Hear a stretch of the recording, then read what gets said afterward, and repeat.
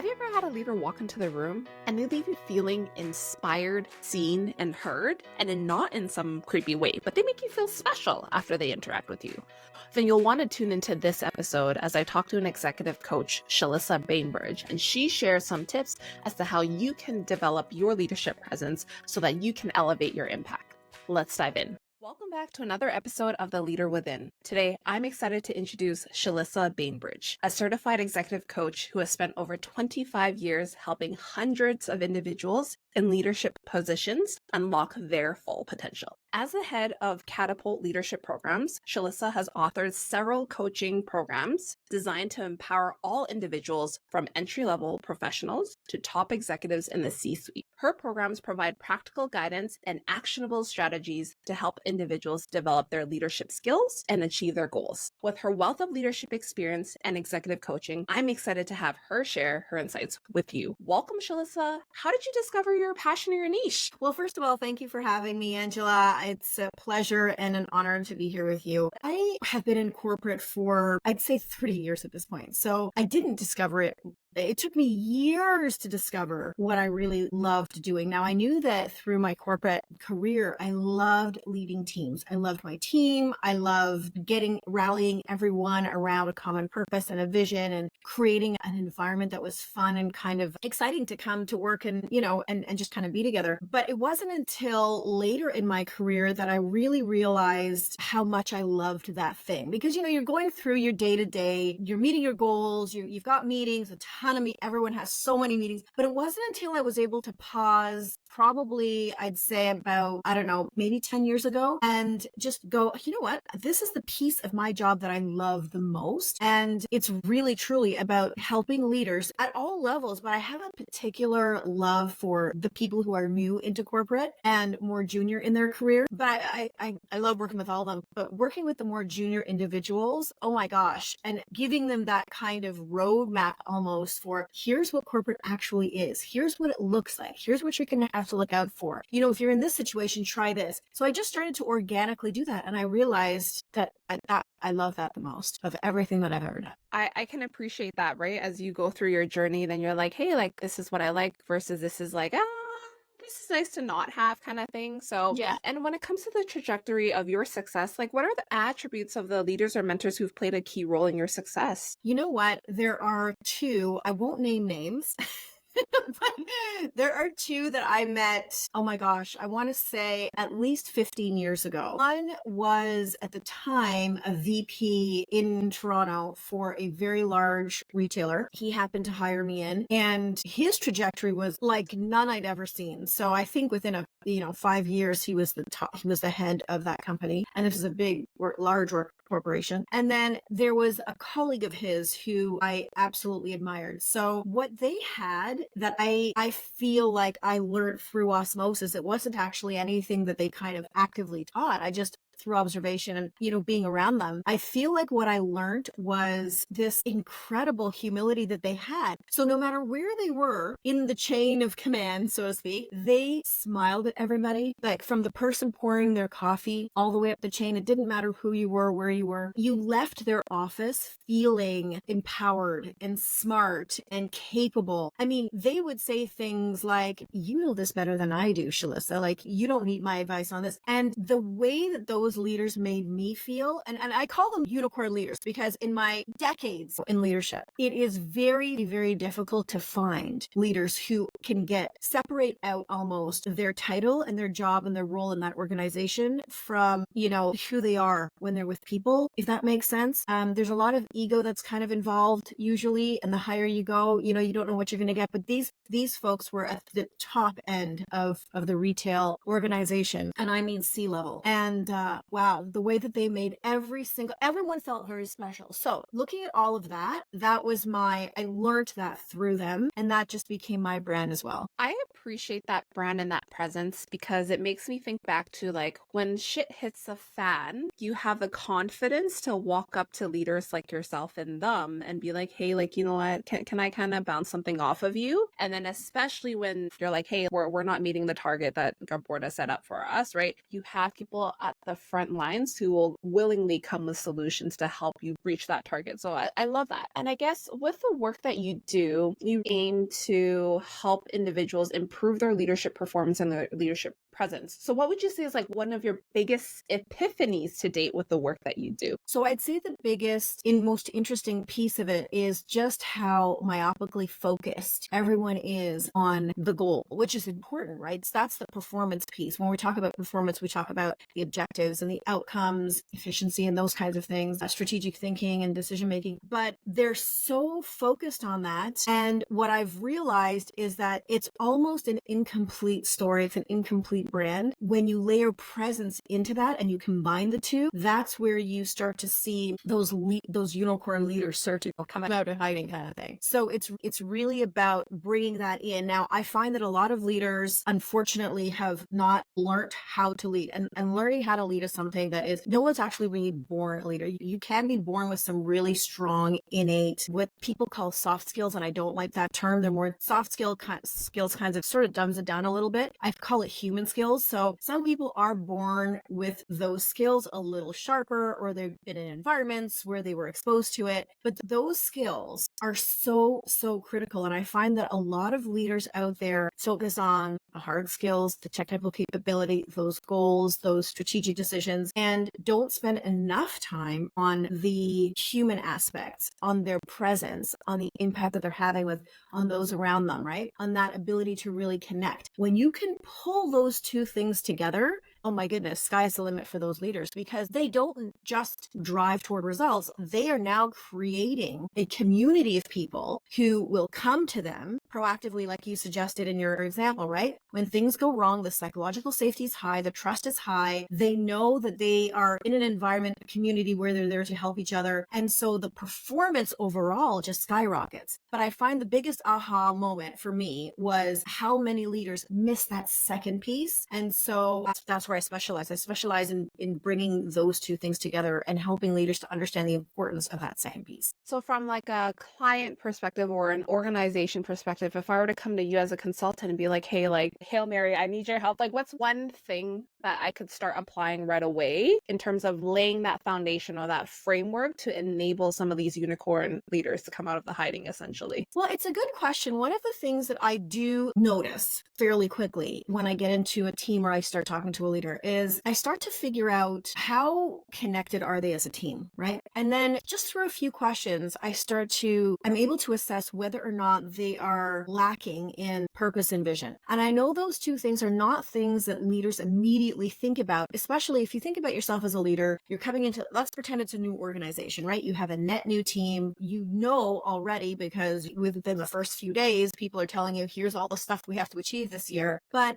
I find very, very few leaders pause to say, okay, well, what is our purpose here as a team? And so the first thing that I tend to look for is that connectedness. And then I start to talk to those leaders that I'm coaching about purpose, the importance of purpose, the importance of vision, and then how to facilitate conversations with your team so that you're co-creating all of those things together. And it's extremely powerful and very necessary. Every leader that I've worked with so far who has gone through this comes back and says, oh my goodness, it's night and day. The team is much more connected. They are able to say no to work that is coming into their world that may not be aligned to their purpose. It's not aligned to their vision. And I teach them how to say no. You can't say, I don't want to do it because it's not aligned to my purpose. That's not going to land with anybody, right? But you can maintain a longer conversation around, that's more of a curious conversation around, can you tell us what the value of this is, and so on, so that you can essentially assess what is that purpose, what is that vision, and does this work coming into my world, as an example, does it align to that? And so over time, now you get a team who's very connected and they're all comfortable,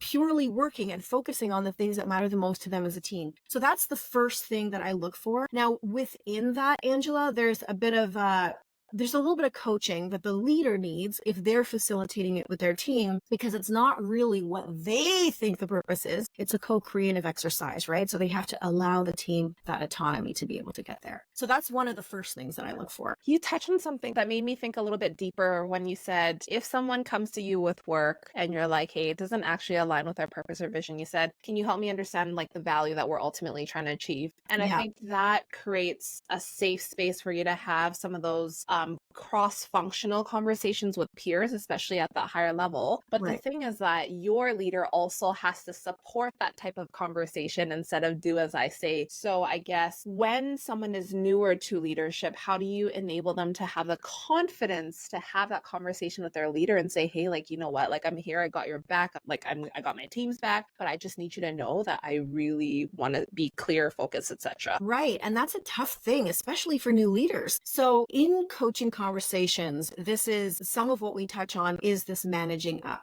of expectations. So I find, Angela, that managing up it's not often as hard as people think it is, right? It's in the articulation and in, explaining the why to your leader. So unless you have a leader who is complete, and these do exist, absolutely, who are just not supportive, completely off base, I found that there are more leaders who, if you explain the why to them and the benefit to them as a leader, the benefit to the team, I find that that leader's usually able to offer the support that individual needs. The art is in the articulation of the why. Here's what I want to do with my team. Here are the benefits for me and the team. Here's the benefit for you and our organization. And here's what I need from you. And here's the ideal outcome. And here's what we're striving for. I have found that more often than not, if it's well articulated, the art is in the articulation of it. And I think that a lot of people who are trying to manage up, they don't do that so well. They might be kind of skirting around the issue because they don't want to get in trouble. They don't want to kind of hit it head on. So then they walk out of there without really the support they were hoping for. So something's going sideways in their articulation of it. And don't get me wrong, there are definitely those leaders who are like, no matter how you articulate it, they're going to say no.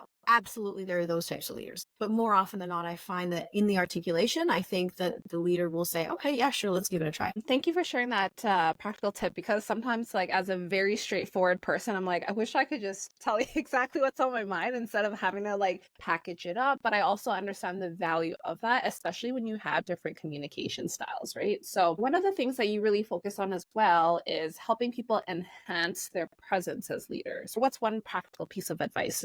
Increasing presence and essentially setting yourself apart from your peers. Right. So it's so easy, and it's almost so easy that I feel bad giving this to you as advice, but it's so basic and yet so powerful. Okay. So it's really honestly listening way more than you speak. If you're in a room, you walk in, you look at everyone in the room, you smile, you say good morning, hello, your whole. So I describe leadership presence as like an energetic connection. And when I talked earlier in this interview, this podcast about the other two unicorn leaders, they had this, right? They'd walk into a room and people were just like, you're almost hit with with their presence. You just want to be in their presence. So when you have presence, you have this energetic connection that people feel, and they're hoping that you're going to show up. And one tip that I ask leaders to experiment with and try is when you're in any environment, even if it's a broader team meeting, if it's a one-on-one, just listen and truly listen, not on your phone, not kind of multitasking, not looking at your watch, truly listen, make a couple of notes, like a couple of good curious questions that you'd like to ask to demonstrate that curiosity. And that's kind of tip one, is really just listen. You don't need the microphone. You don't need your soapbox. You just need to be there to really understand, right? And then that's tip one. Tip number two is really actually just asking curious questions. Oh, that's interesting. Tell me more about that. Those kinds of questions are very powerful because it makes other people truly feel like you value them, right? It's like what I said in my story. I never left their offices not feeling like the most important employee in the company, because that's how they made everyone feel. And then I would say the third piece is a comfort level that these leaders have handing over the autonomy. So, they become really, really good at, if a team is saying, hey, what do you think we should do? Before they jump to answer, they actually say, well, Vicky, you tell me, what do you think we should do? Like, let's start there. And unless they're going to drive themselves off a cliff, even then you wouldn't say, don't do that. That doesn't make any sense. Why would we do that? We did that 3 years ago. Let's not do that again now. Let's not make the same mistakes. That sounds so pessimistic and harsh and negative. Instead, say, hey, you know what? Try it. Know there's a cliff over there. Tell me how you're going to avoid the cliff, right? And let them go, because I find that when you let teams go, oh my goodness, the amount of just the value that you can get from that is quite incredible. So those are the three things that I would suggest. They're easy and at the same time very difficult for some leaders to even practice, because they feel like when they enter the room, everyone is there to listen to them. So that's a bit of a reframing that has to happen in their minds, and it usually happens through coaching. I can feel that energy that you are describing. And it always makes me curious as to how they do it in an authentic Yeah. way, because you do have leaders where you're just like, that was not the same leader that I had a conversation with in the elevator versus like when the GM was around versus like, Right. you know what I mean? Like it's the presence, just like it's a flip of a switch. And I understand we're all humans and depending Yeah. on what happens, it shifts. Do you ever chat with your clients about, okay, like when you are developing this presence, keep Mhm. these values or core principles in mind so that it doesn't come off as sleazy in a sense? Yeah, I mean, and it takes practice, right, Angela? It's especially if you're the kind of person who your whole career, you start, or you've had leaders who are also, they love being on their soapbox, they love being the center of attention, they love the sound of their own voice, and there are tons out there. If you've had that kind of leader and that's how that's you're learning from, it does take a bit of sometimes rewiring and reframing in your mind to say, that's not what ideal is. Ideal is actually connecting in a very different way. So yeah, I do remind them to keep those in the back of their minds, but also to practice. And when I say practice, so practice and reflection kind of go hand in hand. And private self-reflection is something that I advocate for. And if any of my clients are listening to this right now, they'll be like, "Yep, that's Shelisa." I talk about this a lot with them. And through self-reflection, you're able, if I say like stick to some of these principles, and then through self-reflection at the end of the day, and it takes 10 minutes, you can go through and ask yourself these questions that I've laid out, and you can say, okay, how did I make that person feel in this moment? How did I, and then there's abundant, and then there's, did you feel like deficient in that moment? Did you make that person feel deficient? So there's a bunch of questions. So those, stick to these principles, practice those principles, and then at the end of the day, reflect on how you did overall, including those principles, is what really starts to create momentum for those leaders. I appreciate that reflection piece that you mentioned there because I believe it creates space for accountability as well. And I think that's amazing. So, as we slowly wrap up our conversation, my question to you is, what's the first thing that comes to mind when I ask you the following? What does it take to unleash the potential of individuals and organizations?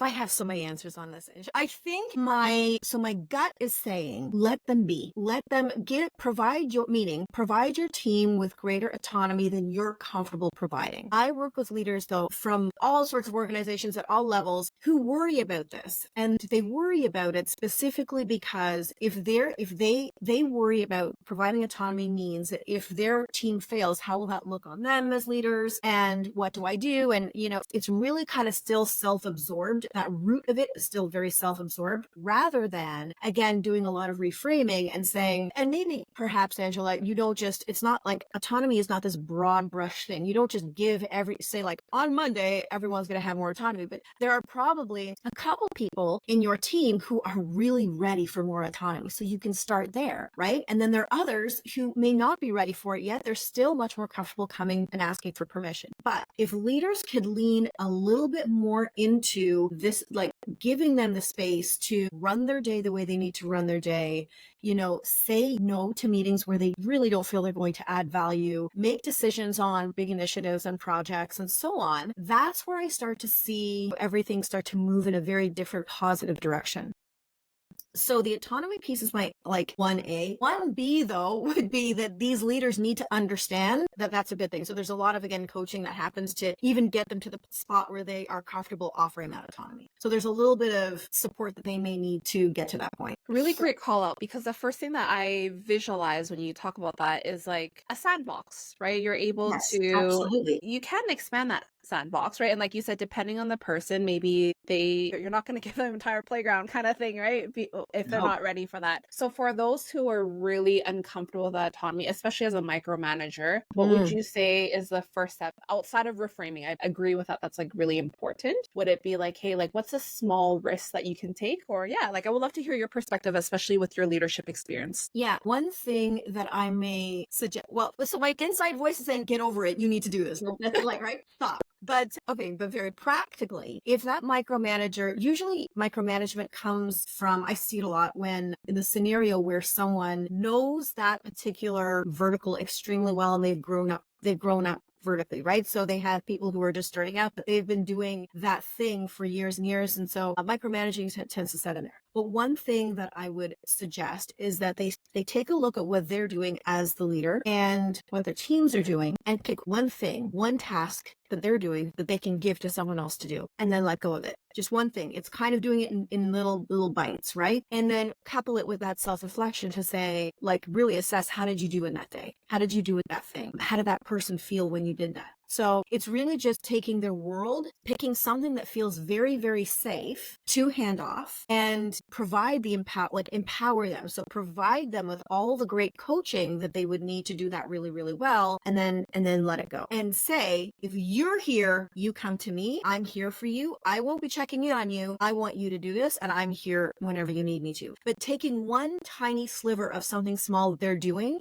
that they can hand off will make them feel a little bit more comfortable. They're slowly leaning into it. And then if they do that a few times and they start to see, hopefully, that it's a really good thing, they will get more time, right? They're empowering their people. Their team is taking on tasks they haven't taken on before, so they're learning more. And over time, hopefully that autonomy just starts to grow. I appreciate that practical piece of advice, because you nailed on something there where you said it's going to alleviate a little bit of that burden on yourself, because it's going to free up a little bit of time. And as we know, most of the time in the corporate space, you get more added. It's very rare that you get stuff taken away. So the fact that you can empower and develop your team that way is only going to serve you in the future. And I guess my last question to you is, what's one thing that you're working on that you're excited to talk about or share about? I have a program called Catapult Leadership. It's the entire company is called Catapult, actually, and underneath that we have different services. What I'm very excited about is that we've launched another version of it for new grads. And again, going way back to the beginning of this podcast, the younger individuals coming into corporate who have worked so hard in school. Some of them also have their MBAs, and probably with a certain expectation. And this program has been set up